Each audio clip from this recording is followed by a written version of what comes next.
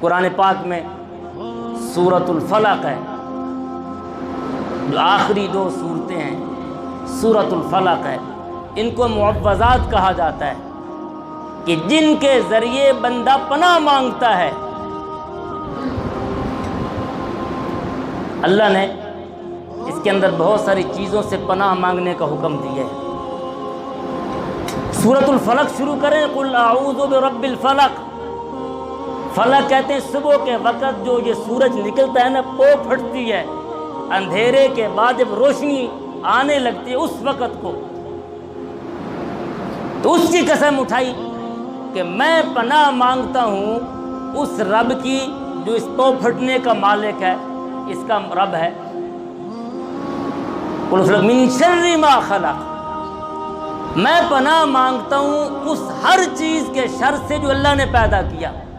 ابھی دیکھیے، سوچنے توجہ میری طرف کیجئے گا، جو جو شر اللہ نے پیدا کیا، جس جس چیز میں شر اللہ نے پیدا کیا، اس آیت کے اندر ہر شر سے پناہ آ گئی۔ جتنے شرور تھے، جتنی نقصان دہ چیزیں تھیں، جتنی تکلیف دہ چیزیں تھیں، جتنی انسان کو نقصان دینے والی پہنچانے والی چیزیں تھیں، اس آیت میں سب کچھ آ گیا۔ من شر ما خلق، جو اللہ نے شر پیدا کیا ہے، ہر شر سے، ہر چیز کے شر سے میں پناہ مانگتا ہوں۔ وَمِن شَرِّ غَاسِقٍ إِذَا وَقَبَ، اندھیرے کے شر سے جب اندھیرا پھیل جائے۔ وَمِن شَرِّ النَّفَّاثَاتِ فِي الْعُقَدِ، اور گروہ میں پھونک مارنے والی عورتوں کے شر سے جب وہ جادو کی نیت سے پھونکے مارتی ہیں۔ یہ بھی ایک جادو کا طریقہ ہے، اس پر لمبی چوڑی بات ہے، میں اس طرح فی الحال نہیں جاؤں گا۔ وَمِن شَرِّ النَّفَّاثَاتِ فِي الْعُقَدِ، اس سے بھی میں پناہ مانگتا ہوں۔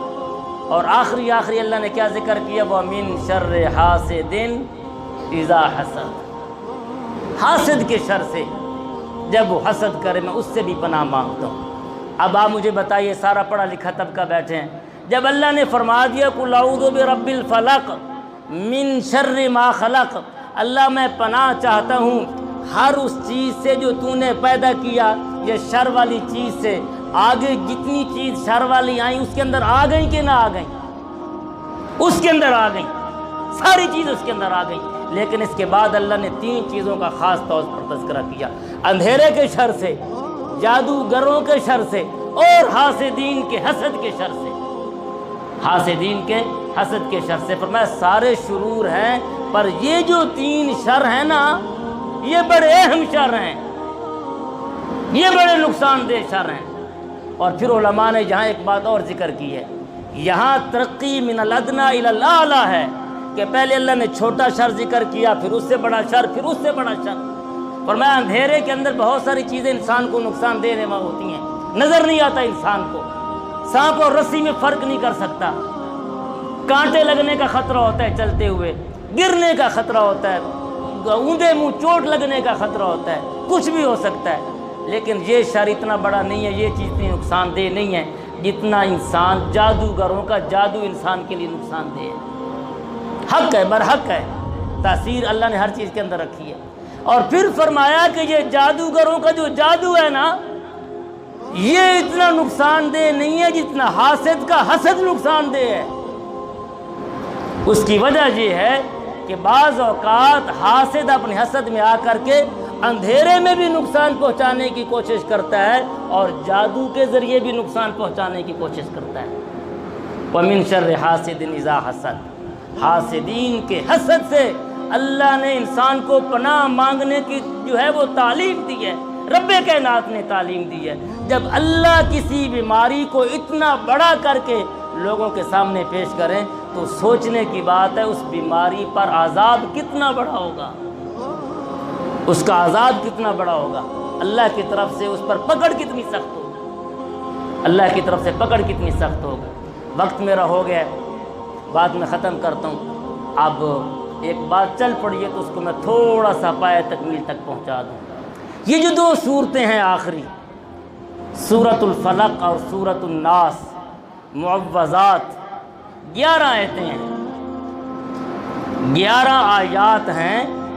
نبی کریم صلی اللہ علیہ وسلم پر جس وقت ایک یہودی لبید اور اس کی 2 بیٹیوں نے مل کر کے جادو کیا تھا، اور اس کے اثرات بشری تقاضے کے مطابق آپ کی بشری زندگی پر تھے۔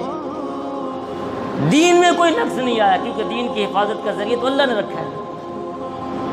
بہت سارے آپ کے جو ایسے معاملات تھے جو غلط ہونا شروع ہو گئے، بھول جاتے تھے، ایسے لگتا تھا کوئی چیز مانگ رہے ہیں۔ اس طرح نظر آئے، ایک آپ کے سرہانے کھڑا تھا اور ایک آپ کے پائیں کی طرف۔ آپس میں بات چیت کر کے کہنے لگے اس شخص کو کیا ہوا؟ کسی نے کہا جی دوسرے نے کہا اس پہ جادو ہے۔ کس نے کیا ہے؟ فلاں نے کیا ہے۔ کہاں ہے؟ فلاں کنویں کے اندر ہے۔ کیا کریں؟ بس وہاں جائیں تو وہاں جو کچھ ملے گا، وہاں گرہیں لگی ہوئی ہیں۔ یہ دونوں صورتیں ایک ایک آیت پڑھ کے ایک ایک گرہ کھولتے جائیں۔ نبی علیہ الصلوۃ والسلام کہا وہاں ایک مجسمہ سے بنا ہوا تھا، آپ کے کنگھے سے وہ بال لے کر کے کچھ دندانے لے کر کے وہاں 11 گرہیں لگائی ہوئی تھیں۔ نبی علیہ الصلوۃ والسلام نے ایک ایک گرہ کھولی اور سورۃ فلق اور سورۃ الناس کی ایک ایک آیت پڑھتے رہے۔ فرمایا کرتے تھے عائشہ ایسے لگتا ہے میرے اوپر سے کوئی پہاڑ کا بوجھ ہٹ گیا، اتنا بوجھ میں محسوس کرتا تھا۔ تو ایک بات چلی ہے تو میں عرض کر دوں، دونوں صورتیں سورۃ الفلق اور سورۃ الناس اس قسم کے معاملات کے لیے انتہائی مجرب ہے، انتہائی مجرب ہے۔ کئی طریقے علماء امت نے اس کے ذکر کیے ہیں، لیکن سب سے بہترین طریقہ یہی ہے کہ ہر نماز کے بعد 11 مرتبہ پڑھ کے آپ نے اوپر پھونک دیا جائے۔ نبی علیہ الصلوۃ والسلام کی عادت مبارکہ یہ تھی، آرام کرتے ہوئے بستر پاک ہونا چاہیے، یہ خیال رکھیں۔ جو جگہ پاک ہوتی ہے وہاں شیاطین نہیں آتے۔ شیاطین کا مرکز سب سے بڑا ناپاکی ہوتا ہے، سب سے بڑا مرکز ناپاکی ہوتا ہے۔ باوضو رہنے کی کوشش کریں۔ نبی علیہ السلام کی عادت مبارکہ یہ تھی، آپ سوتے ہوئے دونوں صورتیں پڑھ کے اپنے ہاتھوں پر دم کر کے اپنے جسم پر پھیرا کرتے تھے جہاں تک ممکن ہو۔ تو نبی علیہ الصلوۃ والسلام کی زندگی کا ہر عمل ہمارے لیے نمونہ ہے۔ اللہ نے بعض کام نبی علیہ الصلوۃ والسلام سے کروائے ہیں تاکہ امت تک اس کی تعلیم پہنچے، تعلیم امت کے لیے، تعلیم امت کے لیے۔ ادھر ادھر بھاگنے کی، جانے کی، عاملین سے رابطہ کرنے کی، پیسے بگاڑنے کی، کسی چیز کی کوئی ضرورت نہیں ہے۔ اللہ نے جو فرمایا بَنُنَزِّلُ مِنَ الْقُرْآنِ مَا هُوَ شِفَاء، ہم نے قرآن کو شفا اتارا ہے، انہوں نے بھی یہی کرنا ہے، آپ بھی یہی کریں، آپ بھی یہ کریں۔ سورۃ الفلق اور سورۃ الناس سے بڑھ کر کے کوئی اور علاج نہیں ہے۔